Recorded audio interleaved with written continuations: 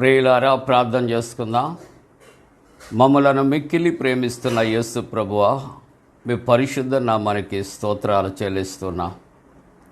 ప్రభువా, మీ ఘననామం పెరట ప్రాతకాల ఆరాధన ప్రారంభిస్తూ ఉంటుండగా మీ సన్నిధి మాతో ఉంచండి నాయన. మీ సన్నిధి కాంతి మాపై ఉదయింపచేయమని ప్రార్థన చేస్తున్నాం. ప్రభు, అనేక మందిగా చేరినాయన మిమ్మలను తండ్రి ఆరాధించినట్లు అనేక మందిని తండ్రి ప్రేరేపించండి, అనేక మందితో మాట్లాడండి, అనేక మంది ఆత్మీయమైన మేళ్లతో నింపబడినట్లు కృప చేయమని యేసు ప్రభు వారి దివ్య నామమున వేడుకొనుచున్నాము తండ్రి. ఆమేన్.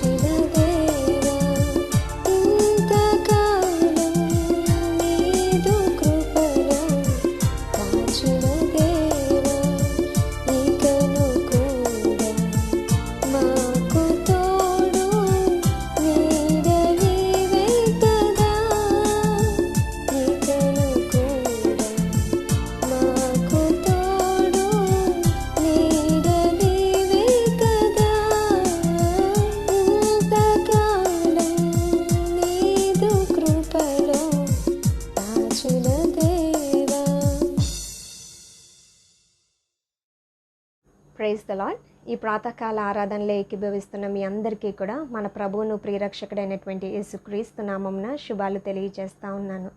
నేటి దినము 108వ సంకీర్తన 7వ వచనం నుండి 9వ వచనం వరకు మనం ధ్యానించబోతూ ఉన్నాం. దావీదు చాలా క్లిష్టమైనటువంటి పరిస్థితులను ఎదుర్కొంటూ ఉన్నప్పుడు దేవుని యందు నిబ్బరమైనటువంటి హృదయంతో స్తుతిస్తూ ఉన్నాడు. అయితే ఆ స్తుతి ఘనమైనటువంటి దేవునికి ప్రార్థనగా మారినప్పుడు దేవుడు ఆ ప్రార్థన అంగీకరించి ఆయన గొప్ప అభయము ఇస్తూ చేసినటువంటి వాగ్దానాలే 7 నుంచి 9 వచనాల వరకు మనం చూస్తూ ఉన్నాం. అయితే ఇక్కడ కీర్తనకారుడు ఏమని ప్రార్థన చేస్తూ ఉన్నాడో 7వ వచనంలో గనుక మనం చూస్తూ ఉంటే, give salvation by your right hand and answer me అని తన ప్రార్థన మొదలు పెడుతూ ఉన్నాడు. నీ కుడి చేతితో నన్ను రక్షించి నాకు ఉత్తరం ఇమ్ము అని ప్రార్థిస్తూ ఉన్నప్పుడు దేవుడు ఏమని జవాబిచ్చాడు అని అంటే, తన పరిశుద్ధత తోడని దేవుడు మాట ఇచ్చి ఉన్నాడు. దేవుడు వాగ్దానం చేస్తూ ఉన్నాడు దావీదుకి. అవి ఏంటి అని అంటే, నేను ప్రహర్షించెదను, షెకెమును పంచిపెట్టెదను, సుక్కోతు లోయను కొలిపించెదను, గిలాదు నాది, మనష్షే నాది, ఎఫ్రాయిము నాకు శిరస్రాణము, యోదా నా రాజదండము, మోయాబు నేను కాళ్ళు కడుగుకొను పల్లెము, ఏదోము మీదికి నా చెప్పు విసిరివేయుదును, ఫిలిస్తీయను బట్టి జయోత్సవము చేసియున్నాను అని ఆయన తెలియజేస్తూ ఉన్నాడు.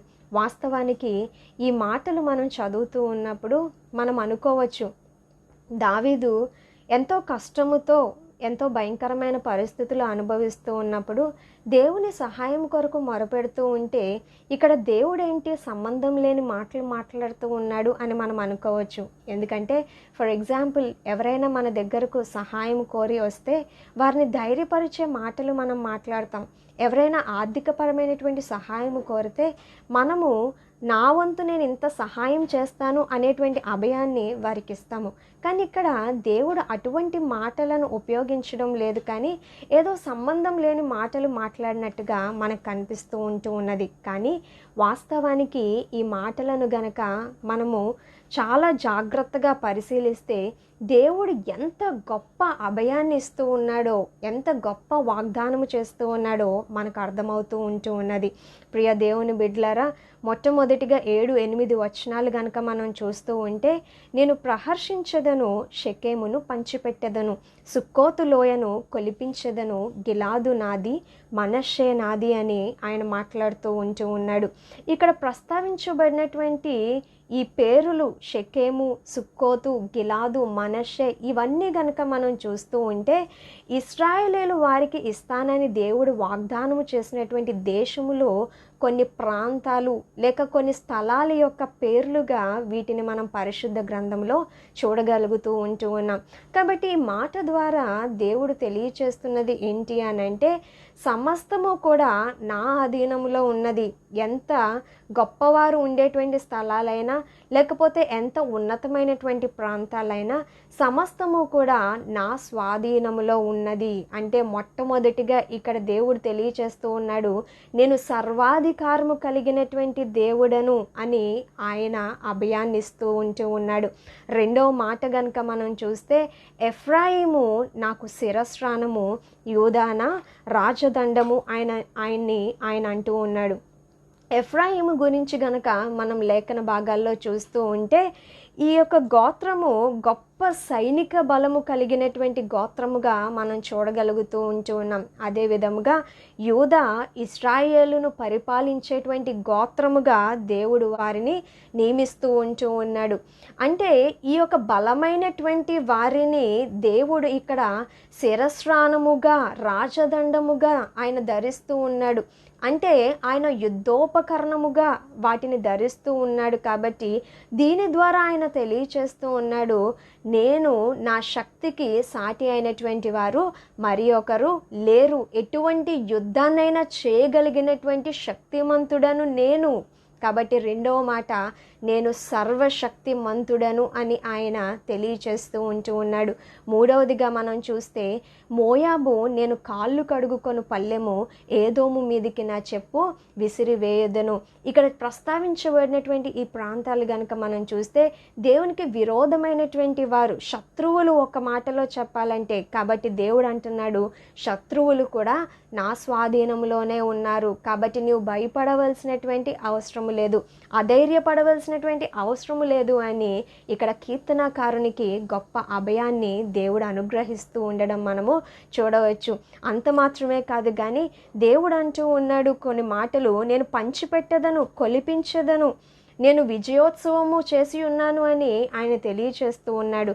నేను చేస్తాను, నేను చేసి ఉన్నాను అని చెప్పడము ద్వారా మనకు అర్థమవుతుంది ఏంటి అని అంటే, దేవుడు ప్రతి విషయంలో కూడా కొన్ని ప్రణాళికలు ఆయన కలిగి ఉన్నాడు. ఆయన ప్రణాళికలను అడ్డుకోవడము, ఆపడము ఎవరి తరము కాదు అని అక్కడ కీర్తనాకారునితో ఆయన తెలియచేస్తూ ఉన్నాడు. నిజమే ప్రియ దేవుని బిడ్డలారా, ఇక్కడ కీర్తనాకారుడు ఎన్నో భయంకరమైన పరిస్థితులు అనుభవించవచ్చేమో, కానీ దేవుని వాక్యం సెలవిస్తుంది 31వ సంకీర్తన 19వ వచనంలో, నీయందు భయభక్తులు గలవారి నిమిత్తము నీవు దాచించిన మేలు ఎంతో గొప్పది అని దైవలేఖనాలు మనకి తెలియచేస్తూ ఉన్నాయి. అవును, దేవుని యందు దావీదు ఎంతో భయభక్తులు కలిగి ఉన్నాడు. ఎటువంటి పరిస్థితులు ఎదుర్కొంటున్నప్పటికీ కూడా దేవునిలో నిబ్బరమైనటువంటి హృదయం అతను కలిగి ఉన్నాడు. కాబట్టి దేవుడు అతని ఎడల గొప్ప మేలు ఖచ్చితంగా దాచి ఉంచాడు. కాబట్టి ఈ దినము అతనిని ధైర్యపరుస్తూ ఉన్నాడు, గొప్ప అభయాన్ని ఇస్తూ ఉన్నాడు. నేను సర్వాధికారి అయిన దేవుడను, నేను సర్వశక్తిమంతుడను, నీ యొక్క శత్రువులు కూడా నా స్వాధీనంలోనే ఉన్నారు. కాబట్టి నీవు దేని విషయంలో కూడా చింతించవలసినటువంటి అవసరము లేదు, నువ్వు బాధపడవలసినటువంటి అవసరం లేదు, నువ్వు తొందరపడవలసినటువంటి అవసరము అంతకంటే లేదు అని ఆయన తెలియచేస్తూ ఉన్నాడు. ప్రియ దేవుని బిడ్డలారా, నిజమే, ఈ దినము కేవలం ఇక్కడ కీర్తనకారునితో మాత్రమే కాదు, మన జీవితాలలో కూడా మనము కూడా ఎన్నోసార్లు ఎంతో శ్రమలను, కష్టాలను అనుభవిస్తూ ఉంటాము. ప్రభా, నాతో విరోధముగా ఉన్నటువంటి వారు ఎంతో గొప్పవారు, వారిని ఎదుర్కోలేకపోతూ ఉన్నాను, వారి శక్తిమంతులు అని మనం దేవునికి మొరపెడుతూ ఉన్నామేమో. ఈరోజు దేవుడు అంటున్నాడు, నా శక్తికి మించినటువంటి వారు ఎవరు కూడా లేరు. నేను నీ ఎడల కలిగి ఉన్నటువంటి ప్రణాళికలను ఆపడము ఎవరి తరము కూడా కాదు. కాబట్టి నువ్వు అధైర్యపడవలసినటువంటి అవసరం లేదు, ఏ రీతిలో కూడా నువ్వు తొందరపడవలసినటువంటి అవసరం లేదు అని ఆయన హెచ్చరిస్తూ ఉన్నాడు. ప్రియ దేవుని బిడ్డలారా, మనం ఎప్పుడైతే మన శ్రమలను బట్టి, పోరాటాలను బట్టి మనము తొందరపడిపోతూ ఉంటామో అవి మన సొంత నిర్ణయాలు తీసుకోవడానికి దారి తీస్తూ ఉంటాయి. మన సొంత నిర్ణయాలు మనకి ఎప్పుడూ కూడా ఇంకా శ్రమలను, ఇంకా నష్టాలనే కలుగు చేస్తాయి అని ఈ దినము మనము జ్ఞాపకం ఉంచుకోవాలి. అందుకే దేవుని యొక్క వాక్యము సామెతల గ్రంథము 14వ అధ్యాయము 12వ వచనంలో దేవుడు తెలియచేస్తూ ఉన్నాడు, there is a way that seems right to a man but its end is the way to death. ఒకని ఎదుట సరైనదిగా కనబడు మార్గము కలదు, అయితే తుదకు అది మరణమునకు త్రోవ తీయును. నిజమే ప్రియ దేవుని బిడ్డలారా, మనం శ్రమల్లో ఉన్నప్పుడు, కష్టాల్లో ఉన్నప్పుడు, ప్రభా ఇంక నా వల్ల కాదు, ఈ శోధన నుంచి నేను బయటకు రాలేకపోతున్నాను, ఇంక నేను వేచి ఉండలేకపోతున్నాను, ఇంక నేను తట్టుకోలేకపోతున్నాను అని మనం ఏం చేస్తాము అని అంటే, మనం తొందరపాటుతో సొంత నిర్ణయాలను తీసుకుంటూ ఉంటాము. ఇదే సరైనటువంటి మార్గము, ఇదే నాకు సరైనటువంటి పరిష్కారము అని మనం అనుకుంటామేమో, కానీ దేవుడు అంటూ ఉన్నాడు, మనకి సరైనదిగా కనిపించేటువంటి మార్గము తుదకు మనకేం తీసుకొస్తుందంట, మరణాన్ని తీసుకుని వస్తుంది అని ఆయన ఈ దినము హెచ్చరిస్తూ ఉన్నాడు. దైవ గ్రంథంలో కూడా యాకోబు గురించి గనక చూస్తూ ఉంటే, యాకోబు ఎన్నో కష్టమైన పరిస్థితులు అనుభవిస్తూ ఉన్నాడు, జీవితంలో అలసిపోయి ఉన్నాడు. తన మామ అయినటువంటి లాబాను దగ్గర కూడా తను విశ్రాంతి లేకుండా నిత్యము కూడా గొడవలతోనే తన జీవితాన్ని కొనసాగిస్తూ ఉన్నాడు. కాబట్టి మానసికంగా అలసిపోయి బలహీనమైపోయినటువంటి యాకోబు ఒక దినాన ఒక సొంత నిర్ణయాన్ని తీసుకున్నాడు. తన యొక్క దృష్టికి, తన యొక్క ఆలోచనలకు సుక్కోతు ఒక విశ్రాంతి ప్రాంతంగా కనిపించింది. కాబట్టి ఆ సుక్కోతులో తను గృహాన్ని నిర్మించుకున్నాడు. అక్కడ నుంచి తను షెకేముకు వెళ్ళి నివసించవలసి వచ్చింది. కాబట్టి ఆ యొక్క ప్రాంతములో తన కుమార్తె అయినటువంటి దీనా ద్వారా చాలా భయంకరమైనటువంటి పరిస్థితులు అతను ఎదుర్కొన్నాడు. ఆ ప్రాంతంలో తన కుమార్తె అయిన దీనా జీవితము నాశనము చేయబడింది. అది తెలుసుకున్నటువంటి తన సహోదరులు అక్కడ ఎవరి వలనైతే తన సహోదరికి ఆ నష్టము కలిగిందో ఆ వ్యక్తులను వారు హత్య చేస్తూ ఉన్నారు. చూసారా ప్రియ దేవుని బిడ్డలారా, యాకోబుకి సుక్కోతు విశ్రాంతి ప్రాంతంగా కనిపించిందేమో, కానీ తుదకు తన సమస్య అక్కడ మరింత జటిలము చేసుకోవడం మనం ఇక్కడ చూడగలుగుతూ ఉన్నాం. కాబట్టి నేటి దినము ఈ వాక్యము ద్వారా దేవుడు మనతో మాట్లాడుతూ ఉన్నాడు. మీ జీవితంలో కూడా ఎన్నో కష్టాలను అనుభవిస్తూ ఉన్నారా? శోధనలను అనుభవిస్తూ ఉన్నారా? ఎన్నో పోరాటాలు పోరాడుతూ అలసిపోతూ ఉన్నారా?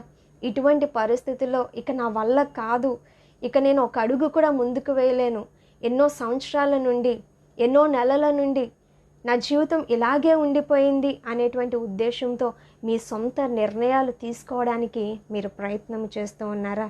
అయితే ఈరోజు దేవుడు హెచ్చరిస్తూ ఉన్నాడు, అటువంటి తొందరపాటు నిర్ణయాలు, మీ సొంత నిర్ణయాలు మీరు తీసుకోవద్దు. ఎందుకంటే మన సొంత నిర్ణయాలు దేవుడు మన కొరకు ఉద్దేశించినటువంటి ప్రణాళికలను పొందుకోకుండా దూరం చేస్తాయి. మన సొంత నిర్ణయాలు మనకి మరిన్ని సమస్యలను తీసుకుని వస్తాయి. మన యొక్క ఆలోచనలు మనకి అశాంతిని, ఆందోళనను మిగులుస్తుంది. కానీ మనం ఎప్పుడైతే దేవుని ప్రణాళికకు లోబడతామో అదే మన జీవితాన్ని ఫలిస్తుంది. కాబట్టి ఈరోజు దేవుడు తెలియచేస్తూ ఉన్నాడు, మిమ్మల్ని ధైర్యపరుస్తూ ఉన్నాడు. ఆయన సర్వాధికారము కలిగినటువంటి దేవుడు, ఆయన సర్వశక్తిమంతుడైనటువంటి దేవుడు. నువ్వు ఏ శత్రువులతో అయితే పోరాడుతున్నావో ఆ శత్రువులు కూడా దేవుని యొక్క స్వాధీనంలో ఉన్నారని ఆయన తెలియచేస్తూ ఉన్నాడు. ఆయనకు అసాధ్యమైనదంటూ ఏదియూ కూడా లేనే లేదు. ఆయన యందు మనం భయభక్తులు కలిగి ఉండగలిగితే, ఆయన మన పట్ల మంచి ఉద్దేశాలు, మేలైనటువంటి ప్రణాళికలు ఆయన కలిగి ఉన్నాడు. కాబట్టి మనము ఓపికతో ఆయన సన్నిధిలో మనము వేచి ఉందాము. ఆయన యొక్క ప్రణాళికలు మన జీవితంలో నెరవేరులాగున ఆయన చిత్తానికి మనము లోబడదాము.